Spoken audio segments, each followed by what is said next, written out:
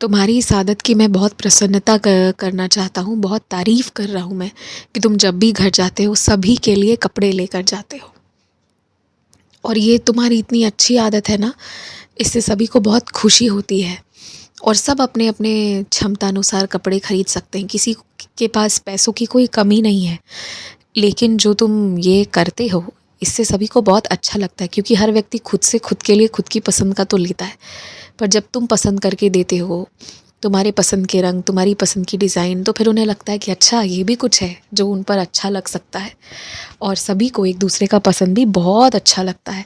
और इससे भी बड़ी बात है ना कि तुम्हारे दिए गए चीज़ों को सभी धारण करते हैं अलग अलग मौके पर, अपने किसी विशेष खास दिन, और तुम्हें बहुत आशीर्वाद भी देते हैं। तो अपनी ये आदत हमेशा बरकरार रखना कि जब भी घर जाओ तो परिवार वालों के लिए कपड़े लेकर जाने की। अगर तुम्हें लगता भी है कि कहीं आसपास थोड़ी नकारात्मक ऊर्जा है, कुछ तो है गड़बड़, तो भी तुम निश्चिंत रहो। तुम मेरा नाम लेकर सोते उठते हो और तुम्हारे कमरे में मैं हूँ। तो अगर तुम्हें 1 मिनट के लिए लग भी रही है कि कोई चीज़ है, तुम उसे टोको मत, उसके बारे में ज़िक्र मत करो और ना ही उस पर ध्यान दो। अगर ध्यान जाए भी तो भी उस चीज़ पर ध्यान मत दो और ये चीज़ें अपने आप जीवन से हट जाएँगी। और अगर अभी ये चीज़ें हैं तो क्यों हैं? ये भी कारण तुम्हें समझ आ जाएगा।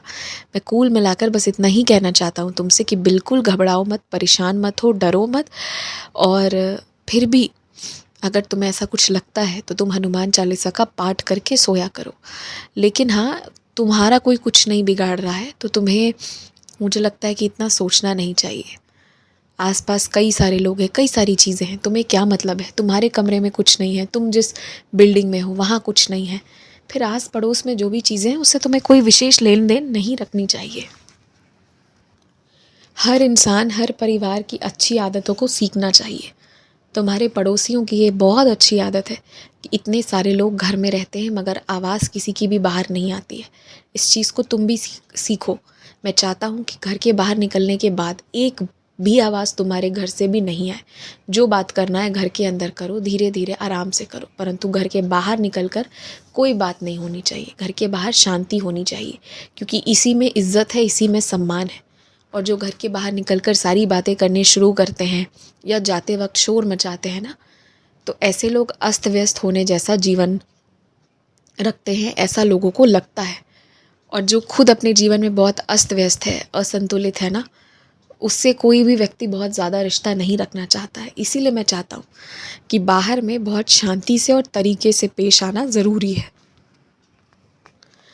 आर्थिक रूप से अगर तुम्हारे पास क्षमता आ रही है, तुम आर्थिक रूप से सशक्त हो रहे हो, तुम बहुत चीज़ें कर सकते हो। बहुत चीज़ों के जिसे तुम पैसे से खरीद सकते हो, उस चीज़ को ले पाने की क्षमता आ जाती है तुम्हारे पास।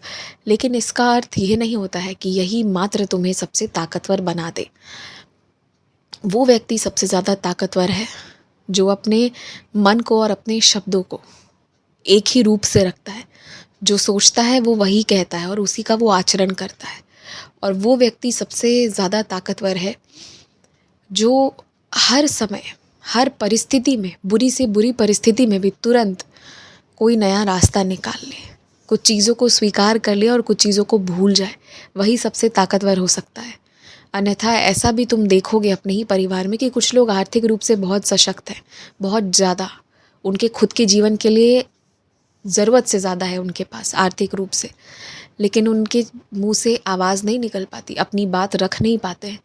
तो ये सशक्तिकरण मात्र का एक कारण नहीं हो सकता। आर्थिक रूप से सशक्त होना एक तरह से सशक्तिकरण का एक वजह हो सकता है, पर मात्र वही नहीं है, उसमें बहुत सारी चीज़ें होती हैं। और मैं तुम्हें इतना गुण दे रहा हूँ, इतनी चीज़ें सिखा रहा हूँ ना कि तुम हर तरह से इतने काबिल हो जाओगे ना, हर तरह से, सिर्फ आर्थिक ही नहीं, हर एक तरह से, कि कल को तुम्हें दिक्कत नहीं होगी। तो मेरी ये बात स्मरण रखो। अपने भविष्य को लेकर बहुत चिंता में तुम आजकल रहते हो। तुम्हें क्यों ऐसा लगता है कि तुम्हें घर से निकाल दिया जाएगा, तुम्हें घर छोड़ना पड़ेगा? ये सब सोचना बंद करो। जब जो होगा तुम उसका सामना कर लोगे। अब से पहले भी बहुत चीज़ें हुई, तुमने सामना कर लिया। अब डरो मत, आराम से रहो, खुश रहो, कुछ बुरा नहीं होगा।